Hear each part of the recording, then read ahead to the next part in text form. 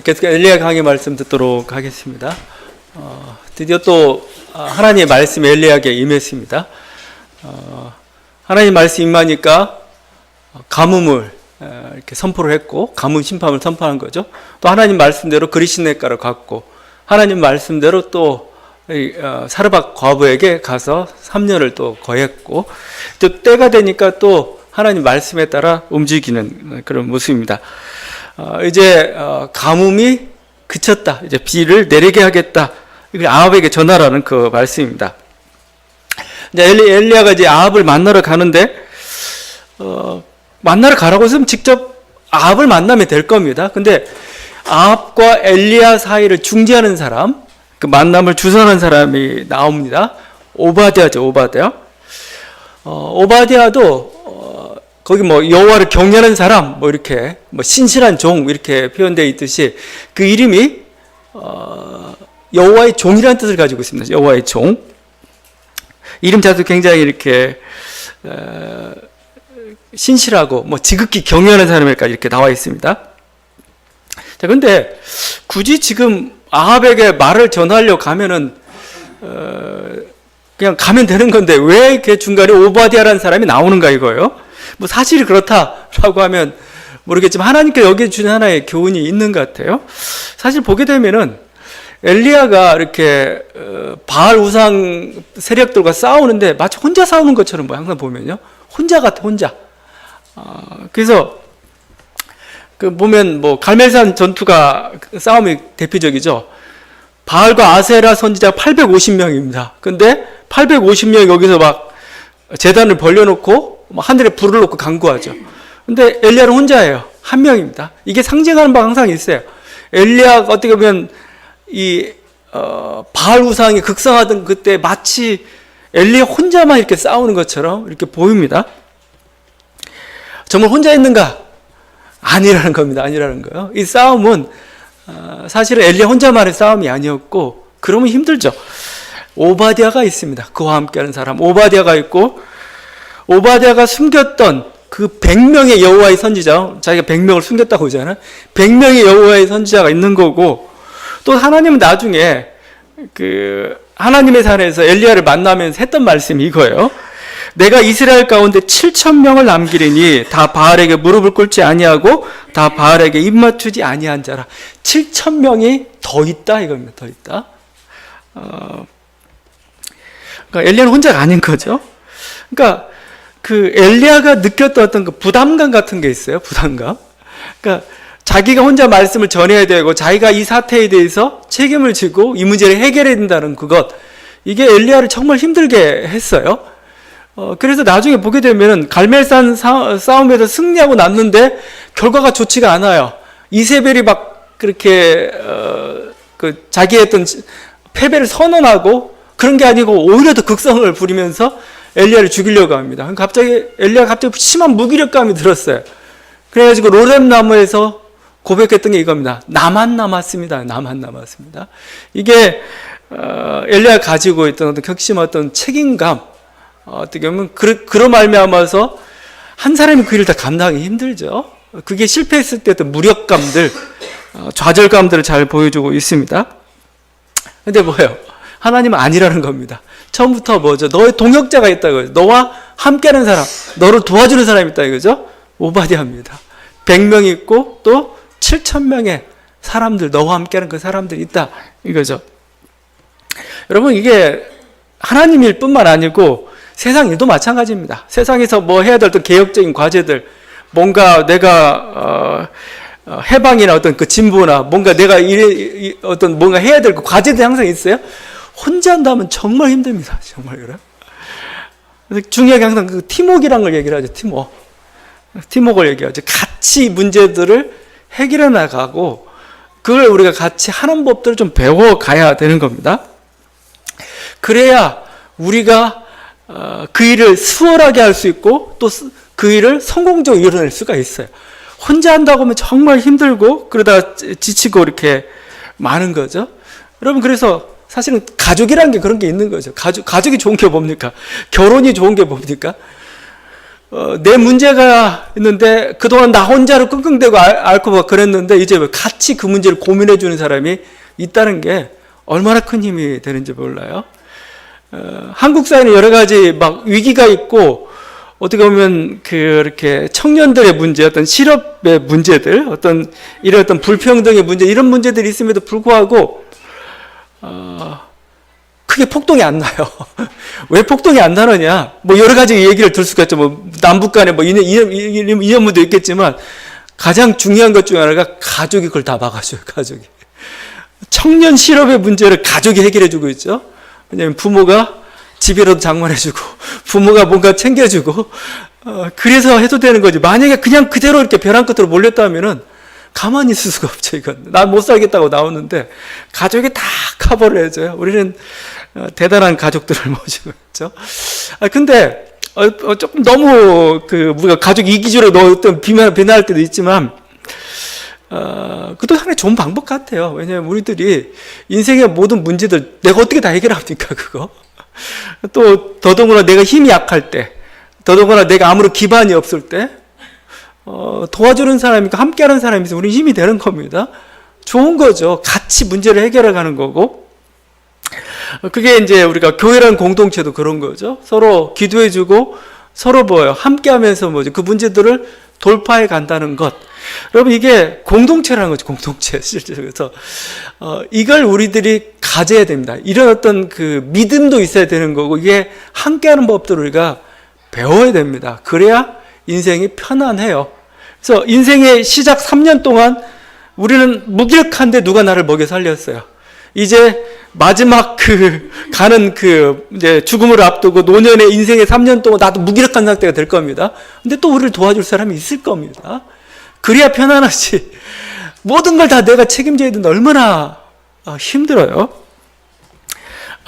여러분 우리가 다시 한번 우리가 함께하는 사람들을 하나님께서 세워주시고 있다는 거, 우린 그 공동체로 사는 그 짐들을 이렇게 나눠가고 가야 되는 것 참 중요한 일입니다.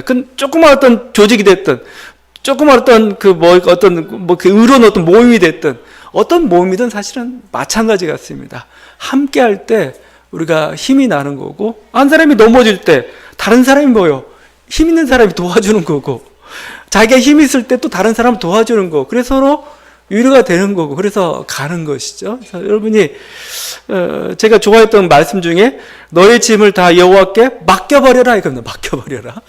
자, 우리 주님께서 우리 멍에를 같이 메어주시겠다 이거죠. 내 멍에는 쉽고 가볍다고 하면서 주님이 네 인생의 멍에 같이 내가 메고 가겠다 주께서 말씀하고 있잖아요. 주님께 맡겨드리는 것, 이게 좋은 거죠. 그 책임을 제가 작은 교회를 하면서도 오늘 이제 제가 예산 결산 내놓기도 했지만 한 해 살림살이 하면서 좀 아슬아슬하고 하기도 하고 힘들기도 하고 그렇죠. 그런데 약간은 편안한 점은 있어요. 왜냐하면 이 교회 주인이 예수님이기 때문에 그래요. 예수님이 책임져야 될 문제지 제가 책임져야 될 문제가 아니에요. 그래서 그게 그냥 동역입니다. 그게 동역. 그러니까 만약에 어떤 한 회사나 한 일이나 그 모든 걸 내가 감당해야 된다고 하면은 우리 쓰러져요. 계산이 잘 안 될 때가 많거든요. 어떻게 돌파해야 될 건가? 그때 좀 우리들이 좀 넉넉하게 하나님께서 함께 하신다. 하나님께서 책임져 주신다 이거죠. 하나님께서 나와 함께 짐을 지어 주신다 이거죠. 하나님께서 직접 도우실 뿐만 아니라 또 하나님께서 사람을 통해서 그 일을 도우세요. 거기 합당한 사람들을 이렇게 붙여주시고 함께하게 해주시고 그래서 그 일들을 돌파해 주시고 우리가 그런 마음을 가지고 있으면 정말 여유롭기도 하고 그런 마음을 가지고 있으면 정말 사람을 보내주세요. 여러분이 믿지 않으면 여러분 신뢰하지 않으면 왔는데도 불구하고 못 알아봐요. 여러분 다시 한번 우리 주님 엘리야를 보내면서 오바댜를 만나게 한 이유가 있어요. 오바댜를 통해서 이 싸움이 너 혼자만의 싸움이 아니고 함께하고 있는 동지들이 있다는 것, 동역자들이 있다는 것을 보여주고 있죠. 하여튼 제가 많이 얘기했던 것처럼 민족 공동체라는 건 사실은 마찬가지입니다. 왜 자꾸 민족 공동체성을 강조하느냐? 그래야 우리가 편안해요. 우리가 요즘 우리 사회에서 항상 하는 말 각자 도생이란 말이죠. 이것처럼 정말 공동체성을 파괴하는 게 없고 서로를 힘들게 하는 말이 없어요. 왜냐하면 어떻게 보면 서로의 짐들을 서로 이렇게 나눠줘야 그래 그게 더 가벼워지는 겁니다. 또 그게 효율적으로 그 문제를 돌파해낼 수가 있어요. 근데 나만 살겠다 이런 식으로 하게 된다 보면은 서로 힘들어집니다. 서로 문제도 해결도 안 되면서 그중에 뭐 잘난 사람은 어느 정도 그 길을 가겠죠. 그러나 대부분 항상 많은 사람들은 항상 거기도 도태되는 사람들이에요. 그러면은 이게 힘들어지고 이들이 못 살겠다 하면 그 폭동이 오고 그래서 공동체가 힘들어지는 거죠. 항상 공동체성에 대한 강조는 굉장히 중요합니다. 그게 바로 우리 짐들을 서로 나눠주기 때문에 그런 거죠. 하여튼 이 오바댜라는 사람 그렇게 등장하고 있습니다. 근데 우리가 오바댜를 좀 더 봐야 되는데 왜냐하면 이 오바댜의 삶의 모습이 우리들의 삶의 모습 같아요, 마치. 왜냐하면 지금 오바댜는 이렇게 어떤 바알 우상의 어떤 광풍 속에서 어떻게 신앙인이 살아갈 수 있는가를 보여주고 있어요. 우리가 엘리야의 선상에 서 있으면 좋죠. 엘리야의 선상에 있으면 적이 분명하고 그냥 맞서 싸우면 되는데 그게 그렇게 되지만은 않아요. 대부분의 사람들은 이런 오바댜 같은 삶의 위치를 가지고 있어요. 자기 인생도 살아야 되겠고 그 속에서도 하나님의 뜻을 실현해야 되는 그런 삶의 모습을 보여줘야 되거든요. 그러니까 그런 삶 속에서 어떻게 살아가고 있는가, 오바댜의 삶의 모습은 우리들에게 큰 하나의 어떤 모범이 될 수가 있다 이거죠. 그래서 좀 같이 좀 나눠봤으면 좋겠는데 우리들의 모습도 사실은 옛날처럼 바알 우상의 광풍은 아닐지라도 물질주의 우상의 광풍입니다. 이건 물질주의 우상의 그 두려움, 어떤 성공에 대한 어떤 욕구들, 뭔가가 하나 있던 광풍처럼 마치 막 폭탄처럼 우리들에게 막 쏟아져 나오고 있습니다. 여기서 우리가 살아남아야 돼요. 근데 어떻게 신앙의 모습을 살아가고 있는가 좀 살펴봤으면 좋겠습니다. 그래서 오바댜의 모습에서 세 가지를 우리가 좀 배웠으면 좋겠는데 첫 번째가 오바댜는 여호와를 경외하는 사람이라고 하잖아요. 새 속에 물들지 않았다 이겁니다. 바알 우상의 광풍 속에 있지만 그 속에서도 새 속에 물들지 않았던 사람, 이 사람이 바로 오바댜였습니다.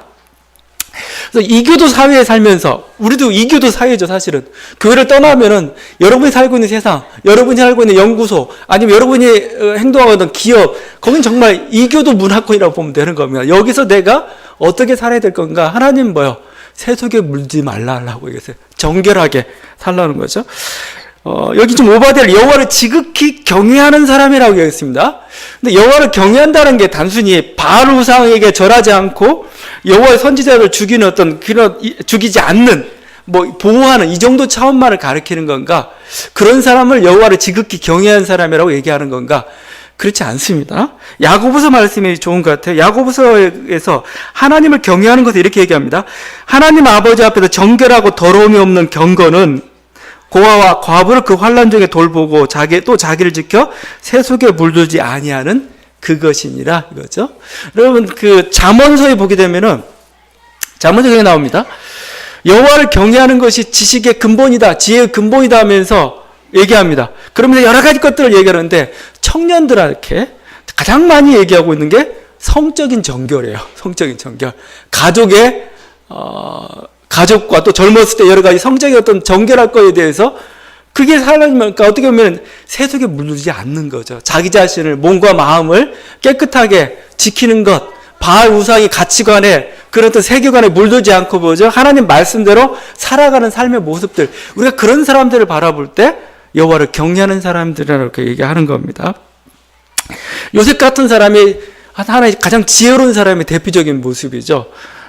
애굽 문화도 굉장히 안 좋은 문화가 있습니다. 여러 가지 문화가 있지만 성적인 타락도 그 중에 하나가 될 수가 있죠. 근데 거기서 하나의 상징적인 사건이 그거죠. 자기가 섬겼던 보디발의 주인의 아내가 자기를 유혹하려고 했습니다. 그때 그 유혹을 뿌리치면서 이렇게 얘기해요.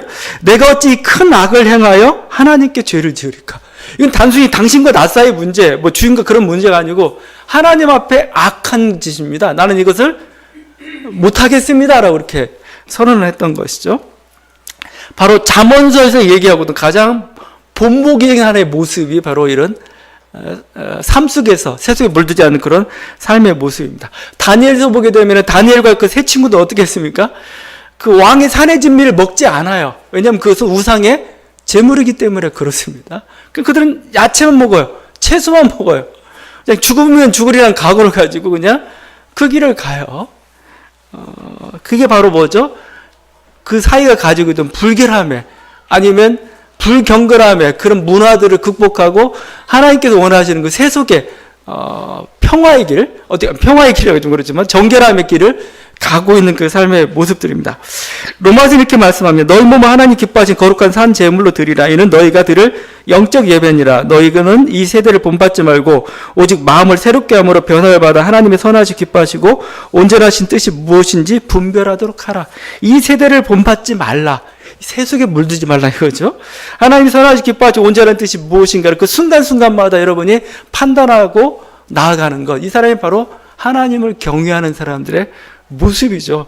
하나님 경외를 그냥 너 예배 잘 드려 이것만 가지고 우리가 볼 수 없는 거죠. 바로 그 삶 속에서의 그가 정말 정결함과 어떤 세속에 물들지 않는 그런 하나님 말씀에 따라가는 삶을 살 때 우리는 하나님을 경외하는 사람들이구나 이렇게 얘기하는 겁니다.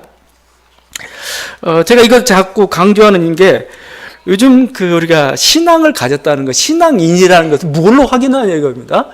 저 사람은 정말 예수 잘 믿는 사람이야 라고 했을 때 그걸 막 열심히 전도하고 예배하는 걸로만 지금 얘기할 수가 있느냐? 지금 그렇지 않습니다. 여러분의 삶의 모습이 세상과 좀 달라야 돼요. 추구하는 게 달라야 되는 거고 사람을 대할 때도 달라야 되는 거고 뭐죠? 하나하나의 거짓이 없고 진실함이 있고 뭐죠? 사랑이 있고 뭐죠? 충성됨이 있고 여러분 속에 감사가 있고 기쁨이 있고 또 이 세상의 어떤 그 물질적인 그것보다 뭐죠? 이런 어떤 천국을 향해 나아가는 정말 진정한 기쁨의 근원이 어디 있는가를 바라보는 그게 여러분 삶 속에 나타나야 그게 진정한 신앙인이고 경외하는 자라 할 수 있을 것이죠. 지난주에 우리 사회를 좀 이렇게 약간 이렇게 강타했던 그 사건 중에 하나가 검찰청의 그 서모 검사가 그 성추행 사건을 폭로한 게 있었죠. 아직도 우리 사회 그 남성성과 권력을 이용해 가지고 성추행이 사실 근절되지 않고 있다는 것. 그것도 뭐죠? 권력의 정점인 검사 사이에서도 그런 일이 있었구나라는 게 조금 놀라운 거였죠. 그래서 여러 가지 그 때문에 이제 다시 한번 그 문제에 대해서 여러 가지 사회적 각성이 일어나기도 하고 있고 그렇습니다. 근데 우리를 더 곤혹스럽게 한 게 있어요. 뭐냐면은 이 서검사가 이것을 이야기하게 된 동기가 되었던 게 뭐였냐면은 그 서검사에게 그 어떤 서검사를 성추행을 했던 가해자인 그 안무검사가 있습니다. 이 사람의 세례 간증 때문에 그렇게 됐어요. 온누리교회 교인이에요. 온누리교회. 저희 교회는 아니에요. 온누리교회 교인인데 온누리교회 교인이었는데 간증 영상이 이렇게 인터넷에 떠 있었나 봐요. 근데 이제 예수를 믿지 않고 살아온 자기 50년의 삶들을 이렇게 자신의 죄를 회개하고 어떤 새 삶을 살게 된 것, 그에 대한 그렇게 하나님께 대한 감사 고백도 있고 있었습니다. 근데 그 중에 이렇게 얘기했어요. 자신이 깨끗하고 성실하고 열심히 살았지만 억울한 누명으로 이렇게 공직을 떠났으며 이제는 하나님께로부터 위로와 힘을 얻게 됐다. 이런 구절이 있습니다. 이분은 또 나중에 그 어떤 검사들 그렇게 법무부에 있으면서 어떤 게 약간 이렇게 불미스러운 일 때문에 좀 이렇게 문제가 되었던 사람이기도 하고 그렇습니다. 근데 그 영상을 서검사가 본 겁니다. 보고는 열받은 거예요. 왜냐하면 저는 나한테 이렇게 나쁜 짓을 해놓고 마치 용서받은 자처럼 뭔가 깨끗한 사람처럼 하는 게 역겨워가지고 결국 그 방송국에 인터뷰까지 하게 되고 그게 폭로하면서 이제 옛날에 가렸던 사건들이 이렇게 수면에 떠오르게 됐던 거죠. 이 사건이 저는 보면서 시사하는 바가 좀 많았습니다. 첫 번째가 뭐냐면 이렇게 간증의 문제예요. 간증. 저는 여러분한테 간증 잘 안 시키고 저도 간증 잘 안 합니다. 이렇게 우리들에게 이렇게 그런 간증할 만한 사건이 없어서 그런 거냐? 그런 것도 있겠지만 이런 겁니다.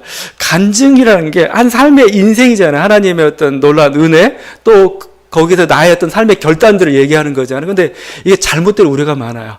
과장될 우려가 참 많습니다. 내가 책임지지 못할 말들을 할 때가 참 많아요. 본인도 해놓고도 좀 찝찝해요. 나중에 그런 삶을 살지 못하게 되면 또 막 위선이 되어버리잖아요. 그러니까 이게 간증이라는 게 좀, 왜냐하면 그 인간의 어떤 삶의 어떤 내밀한 어떤 하나님의 만남이기도 하고, 또 이런 간증이라는 게 어떤 그 삶의 어떤 그 변화 과정 통해서 이렇게 드러나야 될 그런 모습인데, 그걸 말로 한다는 게, 말로 쉽게 발설하는 게 참 위험하기도 하고 그렇습니다. 그래서 잘못하면 위선이 될 수도 있는 거고, 그래서 항상 조심해야 될 그런 모습입니다. 근데 교회에서는 그걸 좋아하고 목회자도 그걸 참 좋아합니다. 왜냐하면 은혜가 되잖아요. 아, 예수님 믿고 놀라운 일이 벌어졌구나 하면서 서로 나누는 그런 게 어쨌든 잘못하면 이게 상업화될 때도 있습니다. 상업화. 그래서 주로 부흥회라는 게 그런 거죠. 부흥회. 내가 얼마나 이렇게 악한 죄인이었는데 이렇게 하나님 은혜. 물론 은혜지만 그 자기 악한 죄인이었을 때 피해를 당했던 사람들에게 가서 정말 우리가 일일이 회개의 과정들을 거쳤느냐 이거죠. 그들로부터 용서를 받았느냐 이거죠.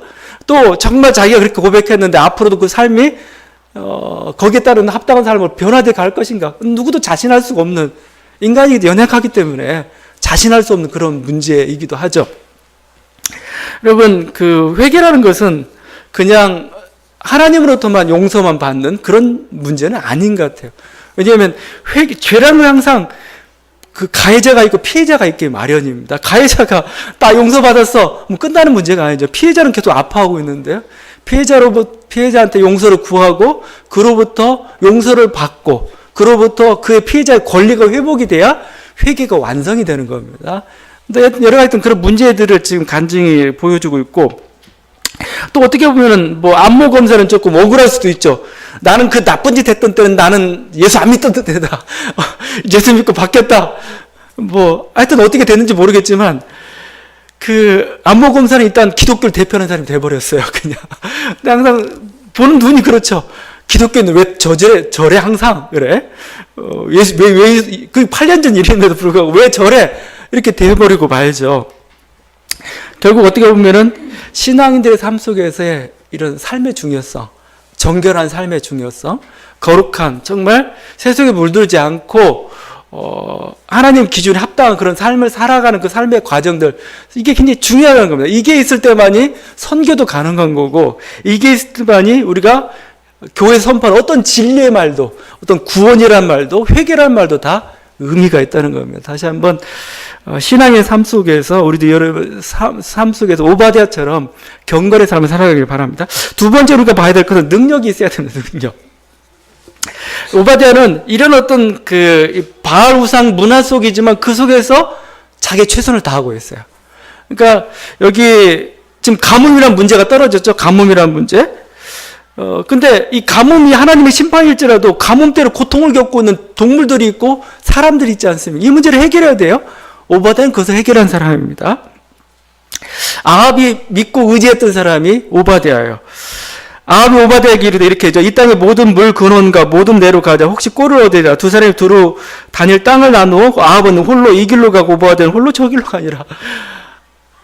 이거 보면 오바댜는 굉장히 높은 직위했다는 걸 알 수가 있습니다. 그리고 아합이 또 신뢰하고 있습니다.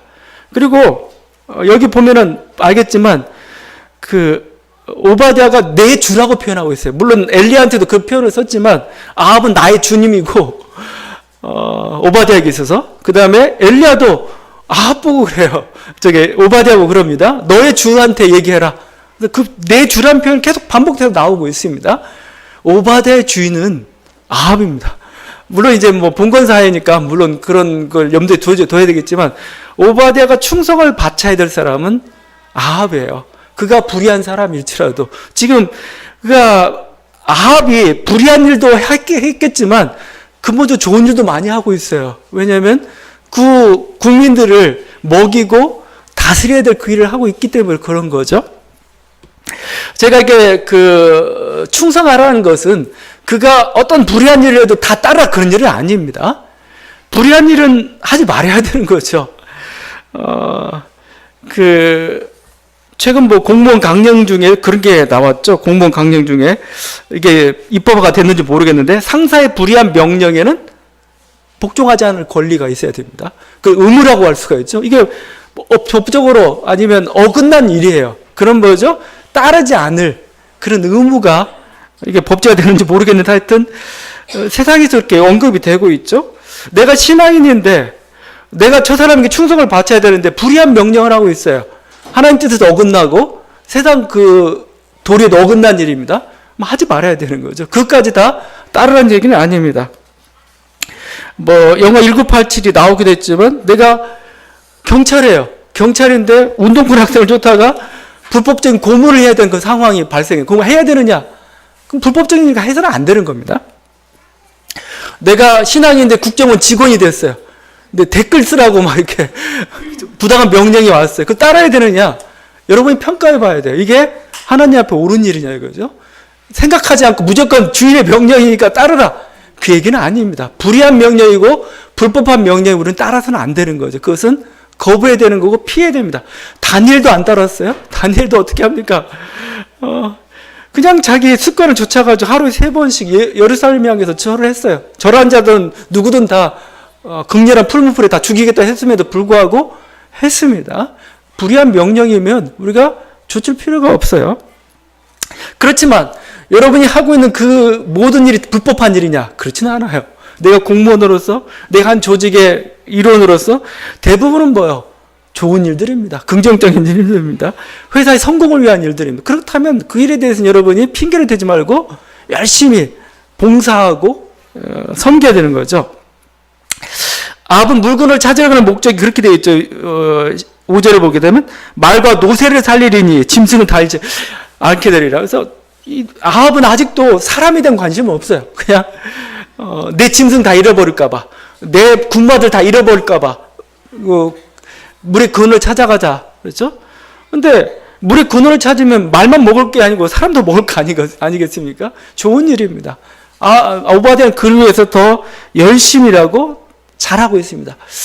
아마 그 오바댜의 모범이 되는 게 요셉 같습니다. 요셉인데 여러분 요셉의 모습은 잘 눈여겨봐야 될 게 요셉 하나의 지혜자의 모습일 뿐만 아니라 그 이방 사회에서 어떻게 그 유태인이 살아가는 법을 보여주고 있어요. 그러니까 유태인이 살아가는 법이라고 좀 얘기하고 있지만 구약 시대 신앙인들이 이방 문화 가운데서 어떻게 살아가야 하는가를 보여주고 있는 게 요셉입니다. 요셉은 정결한 삶을 살았죠. 그럴 뿐만 아니라 굉장히 능력 있는 삶을 살았습니다. 어떤 능력을 보여줍니까? 바로의 꿈을 해석해줘요. 근데 여러분이 7년 흉년 있고 7년 풍년이 있을 것이다. 딱 이렇게 하고 해석하고 끝난 게 아니었습니다. 요셉은 대안까지 제시를 해줘요. 이렇게 얘기죠. 바로께서는 또 이같이 행하사 나라 안에 감독관들을 두어 그 7해 풍년에 애굽 땅에 5분의 1을 거두되 그들로 장차 올 풍년의 모든 곡물을 거두고 그 곡물을 바로의 손에 돌려 양식을 위하여 각 성읍에 쌓아두게 하소서. 이와 같이 그 곡물을 이 땅에 저장하여 애굽 땅에 임할 7해 흉년에 대비하시면 땅이 이 흉년으로 말미암아 망하지 아니하리라 하면서 정책적 대안까지 제시하면 결국 총리 재진의 자리까지 오르게 되었죠. 뭐 다니엘도 보게 되면 다니엘은 바벨론에서 총리했는데 페르시아 왕국이 들어서고 난 이후에도 똑같이 역시 또 총리를 하고 있습니다. 그가 자기 맡은 직분에서 충성을 다하고 있는 그 모습을 볼 수가 있어요. 신앙인들이 자기의 삶 속에서 그게 공무원이 됐든 내가 어떤 기업의 한 소속원이 됐든 그 기업을 위해서 정말 성실하게 그 일들을 감당하고 거기서 성공적인 인생을 살아가는 것, 실력을 쌓는 굉장히 중요하다고 생각합니다. 이게. 이런 일들을 잘 감당해야 돼요. 신앙인의 삶 속에서. 물론 제가 얘기하는 그게 불의한 일은 우리는 거부해야 되겠지만 그런 모습을 오바댜는 잘 보여주고 있다 하겠습니다. 마지막으로 볼 수 있는 게 이 선한 일에 힘쓰고 있죠. 오바댜는 이런 과정 속에서 어떻게 합니까? 여호와의 선지자 100명을 50명씩 이렇게 굴 속에 놓고 먹을 걸 줬다.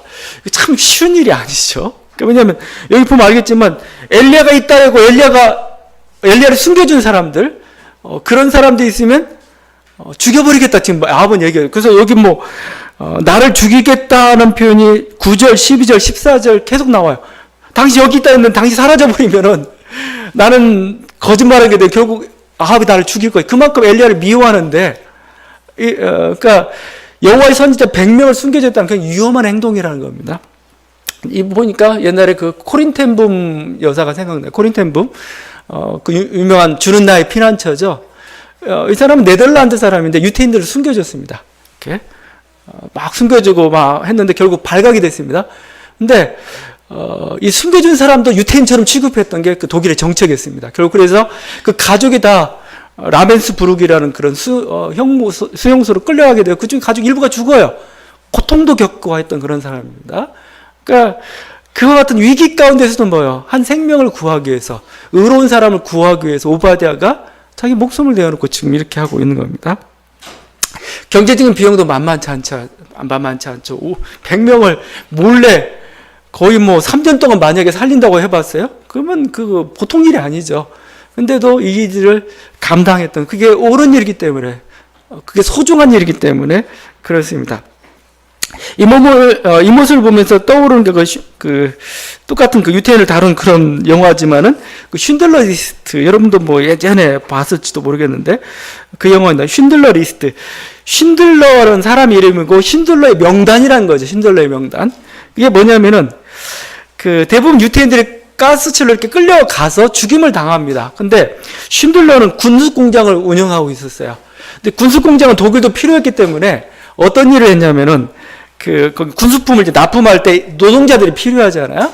근데 이 쉰들러가 유태인들을 노동자로 고용합니다. 그래서 이 쉰들러 리스트에 들어간 1,100명입니다. 1,100명 유태인들은 수용소로 끌려가지 않고 거기서 일을 합니다. 결국 그래서 전쟁이 끝나면서 그때까지 살아남았던 거죠. 그래서 쉰들러 리스트라는 그 표현을 거기서 나온 건데, 이 일을 위해서 어떻게 보면 쉰들러는 자기 전 재산을 다 팔아서 그 유태인들 돕는 일을 하게 됩니다. 근데 이 영화의 그 마지막 점이 굉장히 인상적이죠. 그렇게 살아남은 유태인들이 자기들의 어떤 금리를 빼가지고 반지를 하나 만들어줍니다. 그 반지는 이렇게 써져 있어요. 한 생명을 구하는 자는 세상을 구하는 것이다. 이렇게 세워져 있습니다. 그래서 굉장히 감동적인데 이 반지를 받은 쉰들러가 굉장히 감동을 했습니다. 감동하면서 통곡을 합니다. 통곡하면서 하는 얘기가 그거예요. 자기 전재는 다 팔았다고 했는데 이 자기 자동차를 팔았더라면 10명을 더 구원할 수 있었을 텐데, 자기가 금으로 된 그 넥타이 핀이 있는데 이것을 팔았다면 한 사람을 더 구할 수 있었는데 약간 통곡하면서 이렇게 하는 그 장면들이 나오게 됩니다. 정말 그가 어떻게 보면 오바댜 같은 사람이었어요. 그래서 그 위기에 빠진 사람들 이렇게 구원해주고 이렇게 했던 거죠. 오바댜가 했던 일인데, 이게 오바댜 시대뿐만 아니고 또 우리 이런 히틀러 시대뿐만 아니고 우리 시대도 필요한 것 같아요. 우리 시대에도 지금 어떻게 보면 이렇게 바알주의 우상, 물질주의 우상의 폭탄들이 막 여기저기서 막 펑펑펑 터지고 있습니다. 저는 그래서 우리들 가운데 좀 작지만 젊은 분들 가운데 좀 기업가들도 많이 나왔으면 좋겠어요. 그래서 기업가들도 해서 마치 이랬던 물질주의 광풍으로부터 이렇게 그 재난 맞은 사람들의 피난처가 되는, 보호소가 되는 오바댜의 동굴과 같은 그런 곳들이 좀 많아졌으면 좋겠고, 이 교회라는 공동체도 결국은 이런 곳이죠. 그 어떤 그 물질주의였던 그 두려움과 염려, 불안, 이런 것들로부터, 그런 폭탄들로부터 우리가 피신해 있는 하나의 장소고, 이게 바로 교회이기도 그렇습니다. 우리 주님은 어떻게 보면 오바댜의 모습을 통해서 다시 한번 우리들이 주님이 그런 피난처가 되심을 또한 보여주고 있는 것 같기도 해요. 우리들 그런 사람도 돼야 되겠지만 이런 모습을 통해 주님은 우리들의 피난처. 그래서 엘리야의 피난처가 되셔가지고 엘리야를 까마귀를 통해서 먹이셨죠. 또 사르밧과부의 피난처가 되셔서 모든 먹을 것의 위기로부터, 죽음의 위기로부터 그를 보호하셨죠.